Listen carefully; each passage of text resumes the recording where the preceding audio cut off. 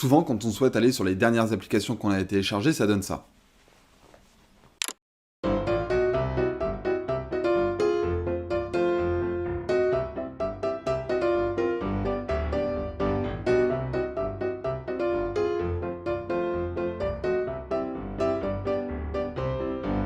Ça, c'est la plus grosse problématique qu'on a avec les applications. On les télécharge les unes après les autres, c'est tellement facile à télécharger, il y en a tellement des gratuites, que ça s'accumule, parfois on arrive à les classer, etc. Mais on fait assez peu le ménage. Et on se retrouve souvent à la fin avec un téléphone où il y en a tellement qu'on devient complètement paumé. Personnellement, moi ça m'arrive de ne même plus aller chercher les applications, mais tout simplement taper leur nom dans Spotlight sur iPhone pour les retrouver plus facilement. Donc je vais vous proposer ma méthode pour trier vos applications de téléphone. Donc pour ça, je me base essentiellement sur le principe même du minimalisme, qui est d'utiliser et d'avoir uniquement l'essentiel pour apprécier ce qu'on possède. Parce que oui, le minimalisme peut s'appliquer à beaucoup de choses dans la vie de tous les jours. Donc je vais vous expliquer ma méthode, qui se fait dans l'ordre et qui se fait en 3 étapes, et c'est exactement les mêmes étapes que j'utilise par exemple pour trier mes vêtements. La première étape, c'est ce que j'appelle le tri en gros. Je ne sais pas si c'est l'équivalence sur Android, mais sur iPhone, il existe une fonctionnalité très simple et très pratique. Donc pour ça, il faut aller dans Paramètres, Gestion de votre compte, Apple Store, et vous avez ici la petite case « Décharger les apps inutilisées ». Et je trouve cette fonction très bien parce qu'en fait, ça sauvegarde dans le cloud les apps que vous utilisez jamais sur votre téléphone.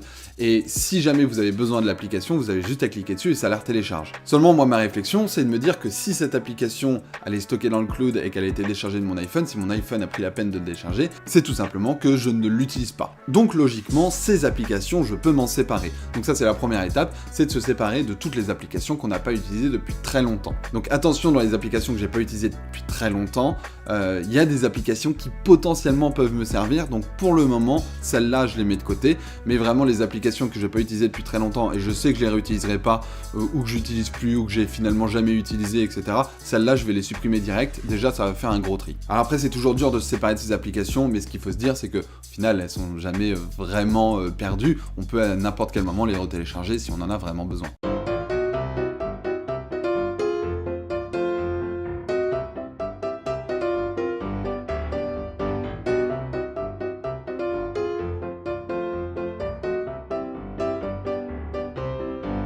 Une fois qu'on a terminé le tri en gros, ce qu'on va faire, c'est qu'on va rassembler toutes les applications sur le moins de fenêtres possible, tout simplement pour avoir une vision plus claire.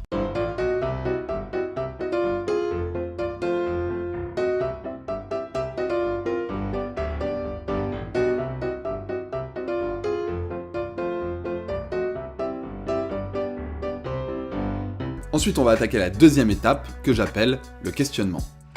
L'idée, c'est de prendre chaque application qui me reste sur mon téléphone et de me poser 2 questions. Est-ce que ça m'apporte du bonheur? Parce que le but du minimalisme, c'est surtout pas de s'empêcher de se faire plaisir. Le but du minimalisme, c'est de se débarrasser de toutes les choses superflues, de toutes les choses qu'on n'utilise pas, pour avoir un environnement plus sain et être aussi plus sain du coup d'esprit, d'avoir une vision plus claire, d'avoir tout simplement un esprit plus clair en travaillant dans un univers plus sain. Mais c'est surtout pas d'arrêter de se faire plaisir, et s'il y a des applications qui vous font plaisir, il faut évidemment les prendre en compte. Donc si vous répondez à la question « Est-ce que ça m'apporte du bonheur ?», vous savez déjà que vous gardez cette application, et si elle répond pas à cette question, du coup vous allez lui poser la deuxième question. L'avantage de cette première question aussi, c'est que ça vous permet de vous rendre compte vraiment des applications que vous aimez utiliser, et pas juste que vous avez l'impression d'aimer. Ça permet parfois de se rendre compte de certaines choses. Donc pour toutes les applications qui vous restent et qui ne vous apportent pas réellement du bonheur, vous avez une deuxième question à leur poser, c'est est-ce que cette application est indispensable? Donc là, il faut réfléchir d'un point de vue 100% fonctionnalité.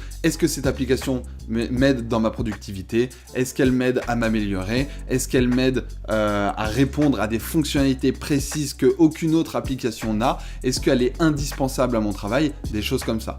En général, les applications de productivité, d'aide, etc., moi, personnellement, en tout cas, m'apportent du bonheur parce qu'elles me permettent justement de mieux travailler, etc. Mais si vous travaillez dans une entreprise qui vous impose certaines applications, c'est possible que vous soyez obligé d'en avoir sur votre téléphone, qu'elles vous apportent pas forcément du bonheur, mais que du coup, en termes de fonctionnalité, elles soient indispensables pour vous. Et du coup, vous allez pouvoir supprimer toutes les applications qui ne vous apportent pas de bonheur et qui ne sont pas indispensables.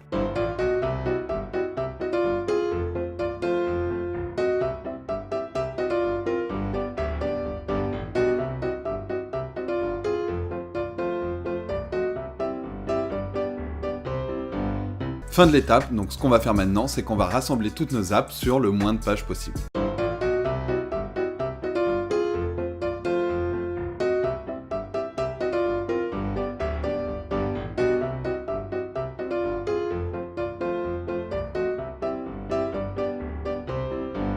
Voilà, on a fait un trait en gros, maintenant les apps qu'on a, logiquement soit elles nous apportent du bonheur, soit elles répondent à une fonctionnalité particulière. Il peut y avoir encore quelques applications sur lesquelles on n'est pas trop sûr. Voilà, et là vous arrivez à un moment où vous vous dites, bah voilà, il y a des applications, je pense que je pourrais m'en séparer, mais je sais pas trop, il y a quelque chose qui me retient, peut-être que c'est psychologique, peut-être que c'est émotionnel, peu importe. Il y a des applications, vous savez pas trop. Et du coup, ce qu'on va faire, c'est qu'on va rentrer dans la dernière étape, la troisième étape, qui est l'étape de la transition.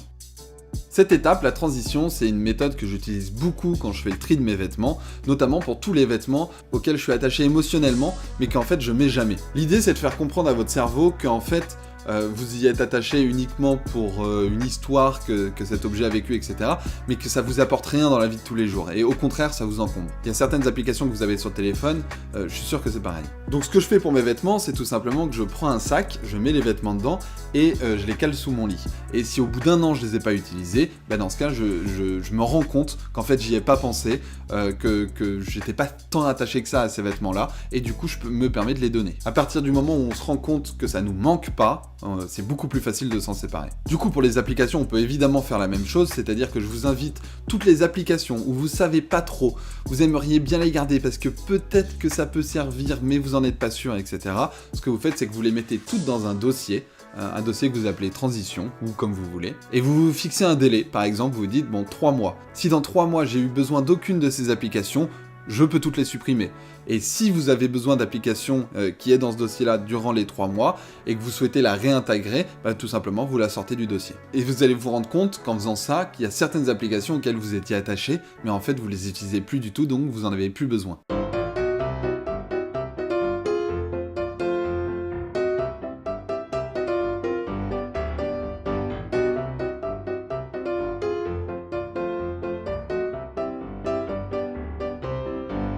Et voilà, maintenant on a un téléphone beaucoup plus clair, beaucoup plus simple à utiliser, et je suis sûr que maintenant qu'il est beaucoup mieux rangé, que j'ai vraiment que l'essentiel, et que je vais quasiment tout utiliser sur ce téléphone, je vais prendre beaucoup plus de plaisir à l'utiliser. Alors le danger, c'est de retomber dans ces travers, donc ce que je vous invite à faire, c'est quand vous téléchargez une application, si c'est juste pour la tester, voilà, vous pouvez la télécharger, la tester et la supprimer juste après. Mais sinon, avant de télécharger une application, c'est comme quand vous allez faire un achat, posez-vous la question, est-ce que ça va m'apporter du bonheur, premièrement, et pas un bonheur éphémère, vraiment un bonheur plutôt long terme. Et deuxième chose, est-ce que j'en ai vraiment besoin? Est-ce que ça va m'apporter quelque chose concret dans ma vie d'utiliser cette application? Et à chaque fois que vous l'avez téléchargée et que vous êtes posé cette question, du coup vous savez si vous pouvez la garder ou la supprimer. Du coup, dis-moi toi aussi en commentaire si tu as des techniques que tu utilises pour trier tes applications. Moi personnellement, celle-là fonctionne très très bien avec moi. Si la vidéo t'a plu, bah, n'hésite pas à mettre un petit pouce en l'air ou à t'abonner. Évidemment, moi c'est des choses qui m'aident. N'oublie pas qu'on n'est pas grand-chose, qu'on n'a qu'une seule vie, donc autant y aller à fond. Et je te dis à très bientôt. Ciao. Et je vous remercie d'avoir regardé cette vidéo jusqu'au bout. N'hésitez pas à vous abonner et à liker la vidéo si elle vous a plu. Sinon, vous pouvez aussi me retrouver en podcast, dans un podcast où j'interviewe des gens que je trouve inspirants, ou sur Instagram, là où je partage un peu tout mon quotidien. Je vous remercie, je vous dis à très bientôt.